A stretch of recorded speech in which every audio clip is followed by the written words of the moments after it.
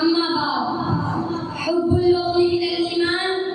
जनाब सदर, मौजूद असातिज़ा इकराम और मेरे मतलब साथियों, अस्सलामु अलैकुम व रहमतुल्लाहि व बरकातहू।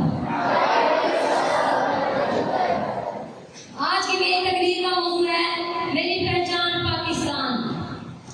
मेरी पहचान पाकिस्तान, मेरा ईमान पाकिस्तान, मेरी है आन पाकिस्तान, मेरा सामान पाकिस्तान, मेरी इज्जत इसी से है, मेरा उन्वान पाकिस्तान, गमों की भीड़ में शान मेरा गुजार पाकिस्तान।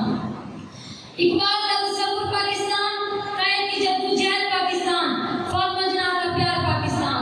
जी हाँ, वही पाकिस्तान जिसके लिए 100 नहीं, हजारों नहीं, बल्कि लाखों लोगों ने कुर्बानियां दी।